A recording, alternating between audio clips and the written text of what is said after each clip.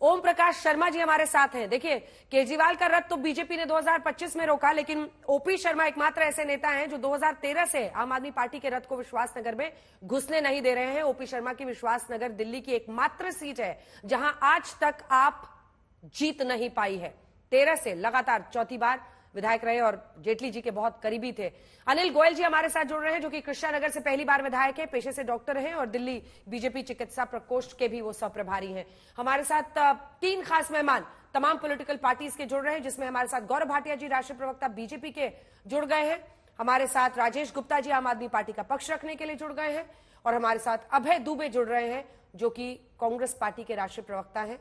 ये देखिए, ये तीनों भी, आशुतोष जी भी हमारे साथ पॉलिटिकल एनालिस्ट के तौर पर जुड़ गए हैं। हमारे साथ हमारे 2 सहयोगी जुड़ रहे हैं। देखिए, बात आज लंबी चौड़ी है क्योंकि दिल्ली में सत्ता परिवर्तन हुआ है, कई सालों के बाद हुआ है। ऐसे में पूरी कहानी समझेंगे। रामलीला मैदान जहां पर आंदोलन हुआ, जहां पर अन्ना के साथ अरविंद केजरीवाल का अलग स्वरूप दिखा, उसी रामलीला मैदान में अब बीजेपी अपने मुख्यमंत्री पद की शपथ दिलाएगी।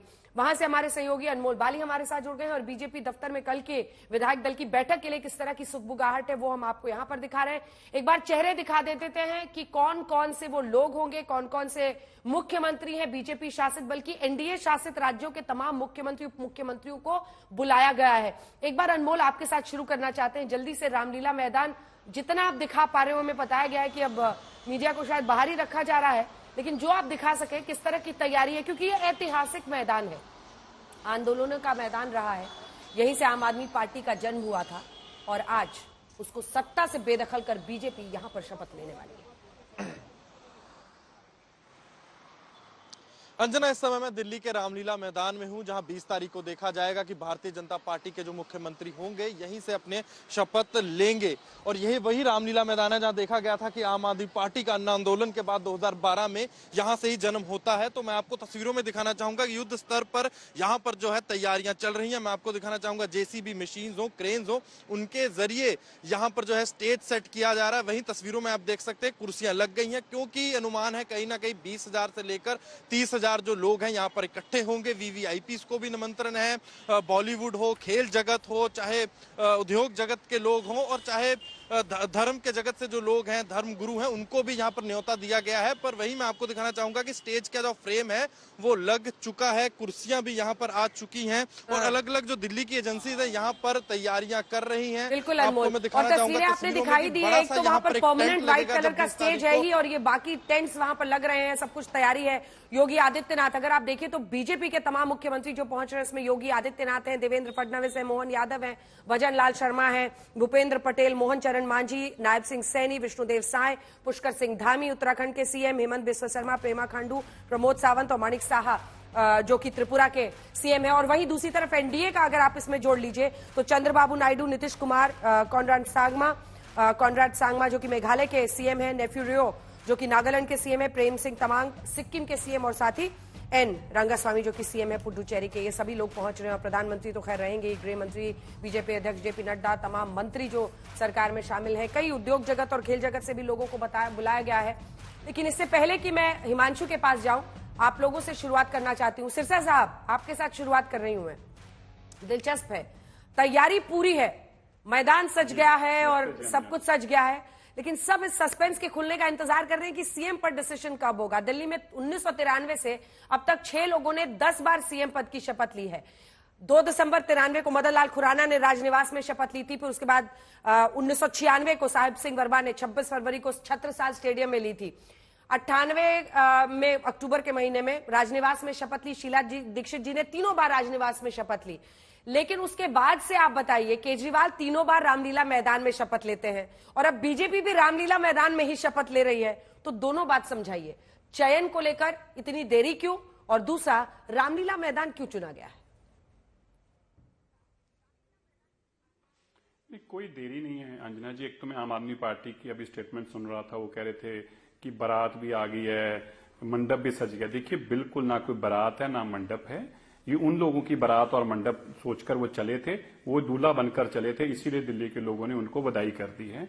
ये दिल्ली की एक सेवा है, दिल्ली को बदलने के लिए एक पार्टी का मिशन है और जो हमारे सीएम के चेहरा होंगे वो दिल्ली को बदलने के लिए होंगे। ये दूल्हा और वाला कामों वाला काम आम आदमी पार्टी तक सीमित था, उनके साथ चले गया। ये दूल्हा कल्चर बारात कल्चर और मंडप कल्चर आम आदमी और अरविंद केजरीवाल जी के साथ ही चले गया। एक बात। दूसरी बात है, कोई देरी नहीं है। देखिए, हमारी पार्टी के अंदर संगठन है और संगठन बहुत बड़ा है, बहुत अहमियत है संगठन की। परसों वो सेरेमनी है, तो कब अनाउंस होना चाहिए? कल ही अनाउंस होना चाहिए, तो कल होगा। तो मेरे को समझ नहीं आया कि देरी कैसे। और दूसरी बात, ऐसी तो कोई स्थिति है ही नहीं है कि हमारी पार्टी के अंदर कि भाई घर बैठ के राहुल गांधी जी हों या केजरीवाल जी हों, घर बैठ के डिसाइड करना हो, ऐसा तो होता नहीं है। यहाँ पे संगठन है, संगठन बैठता है, एमएलए से राय लेके काम करते हैं। तो देखिए अंजना जी, मैं समझता हूँ आज जो बड़ी चीज है जानने की वो ये है कि दिल्ली के अंदर बदलाव के लिए लोगों ने मौका दिया। ये दूल्हे दाले वाली बातें जो है ये आम आदमी पार्टी तक सीमित थी, उन्हीं के साथ चलेगी। ठीक है शर्मा जी, जो मैंने आपके इंट्रोडक्शन में भी कहा कि आप एकमात्र ऐसे व्यक्ति हैं जिन्होंने आज तक विश्वासनगर में आम आदमी पार्टी को 13 से जीतने नहीं दिया। आपने झंडा बुलंद रखा बीजेपी का। सीएम पद को लेकर आप लोगों के मतलब देखिए, हर किसी के मन में ये तो लग ही रहा होगा कि या तो सीएम या मंत्री कहीं ना कहीं तो मौका मिलना ही चाहिए। क्यों ओपी जी? देखिए, हमारे मन में किसी प्रकार का कोई संशय नहीं है।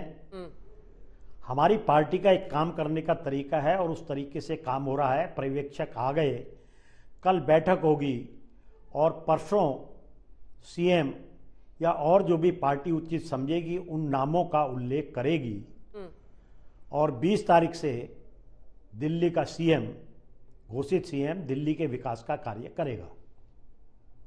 सबको समझ एकदम नाप तोल के बोलने के लिए कहा गया है क्या? एकदम आप लोग ऐसा लग रहा है कि शब्द को पहले मेजर कर रहे हैं टेप से, उसके बाद बोल रहे हो ओपी शर्मा जी। ऐसा है। अभी नहीं, अभी इंजन गर्म होगा तब बोलेंगे ना। अभी आप स्टार्ट से इंजन गर्म कर दोगे तो कैसे काम चलेगा? अरे शर्मा जी, इंजन गर्म होने का टीवी में ज्यादा टाइम नहीं होता है। जो होता है फटाफट बोलना होता है, बताना होता है। नहीं होता नहीं, कहा इतना टाइम नहीं होता है सर। जल्दी जल्दी बोलना होता है। जल्दी से बताइए क्या है ओपी शर्मा जी के दिल में, क्या है, क्या चाहते हैं ओपी शर्मा? जल्दी से।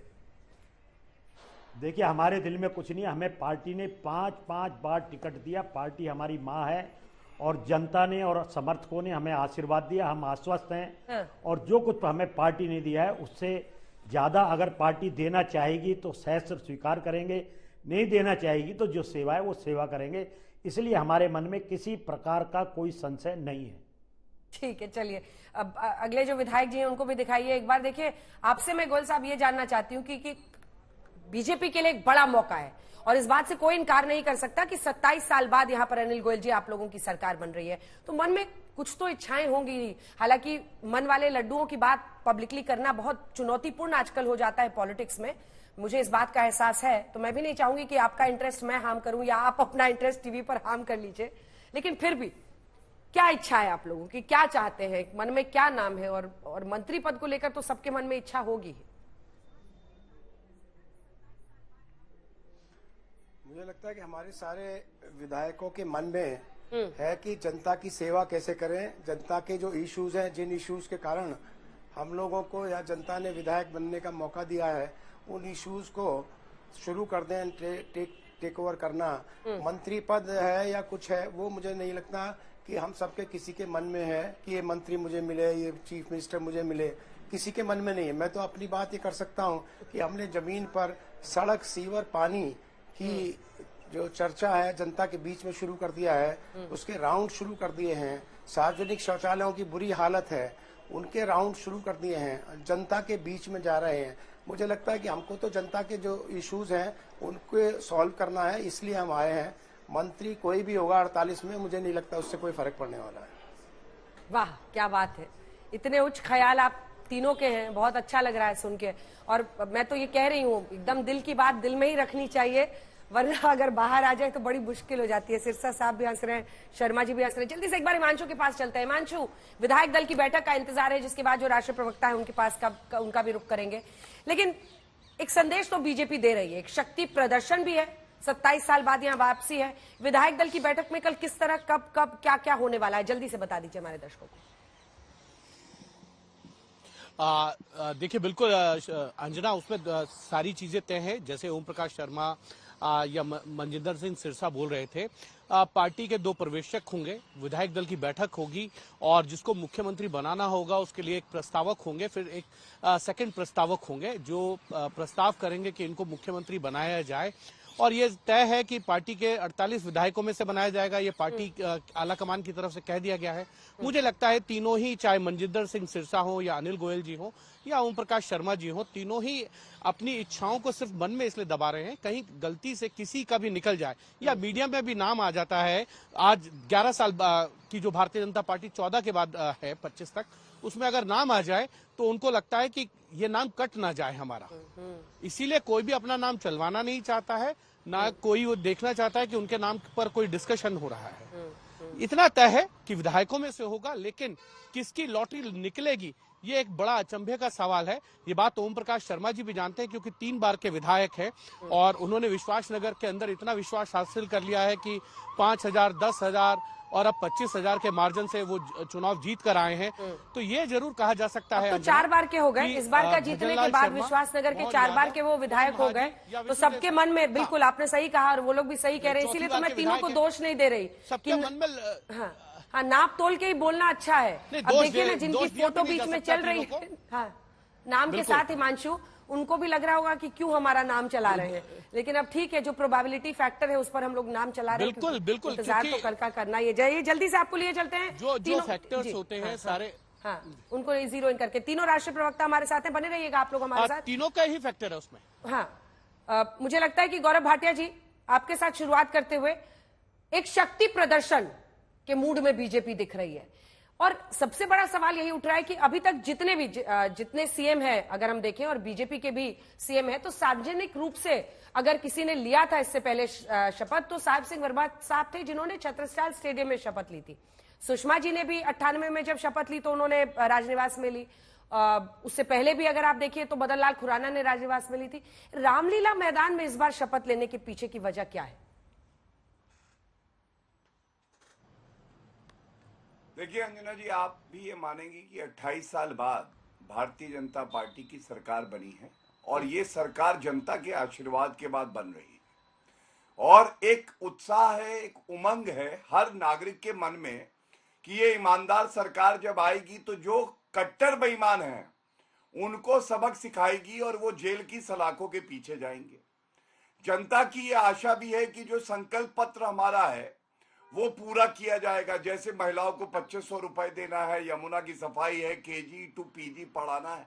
और मैं समझता हूं अगर हम चाहते हैं कि जनता सम्मिलित हो, जनता भी इस खुशी के पल में साझेदारी निभाए, तो ये तो बहुत अच्छी बात है। लेकिन मैं शुरुआत करूंगा 2-3 बड़ी बातों से। आज 10 दिन होने को आए हैं और 10 दिन में हमने कुछ बड़ी चीजें देखी हैं। पहली बात, हमने देखा है कि एक पार्टी का अनुशासन क्या होता है। तमाम मीडिया चैनल हैं, आज तक भी है, कोशिश करता है हर विधायक के पास जाके, हमारे नेताओं के पास जाके ये बुलवाने का कि क्या वो मुख्यमंत्री का चेहरा है।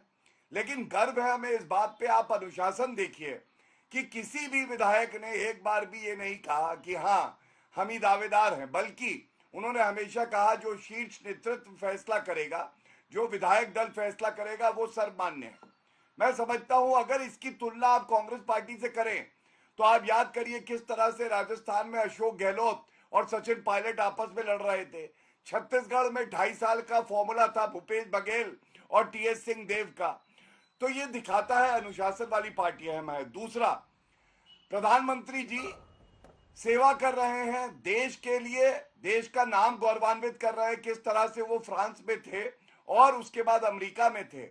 ये नहीं कि चुनाव जीता तो सबसे पहले सत्ता आ गई है तो बाकी सब रुक जाएगा। ये दिखाता है किस तरह से हमारी प्रतिबद्धता देश के विकास के लिए और दिल्ली के विकास के लिए है। तीसरी बड़ी बात है जो मुझे लगता है, बार बार ये लोग सबक नहीं लेते अपनी गलतियों से। रस्सी जल गई लेकिन बल नहीं गया। कह रहे दूल्हा कौन है, कल आतिशी मारलेना भी पूछ रही थी। आप याद करिए पापी आपका जो प्रचार था उसमें भी ये लोग एक घोड़ा दिखाते थे, कहते थे दूल्हा कौन है। सबसे पहले तो महिलाओं का अपमान किया। क्यों दूल्हा क्यों कहते हो भाई, दुल्हन भी हो सकती है। हमने ये बात उठाई है। दूसरा, अब जब मुख्यमंत्री दिल्ली को मिलेगा, एक बात पक्की है, वो कट्टर ईमानदार होगा, कट्टर ईमानदार। वो बेल पे बाहर वाला मुख्यमंत्री नहीं होगा जैसे अरविंद केजरीवाल थे। और हमारा संकल्प केवल एक होगा कि हमारा संकल्प पत्र जो है वो पूरा हो और जनता ने जो हमसे आशा करी है वो तो पूरी हो। जो आशा नहीं भी लगाई उससे भी आगे बढ़ चढ़ के हम वो आशा पूरी करें।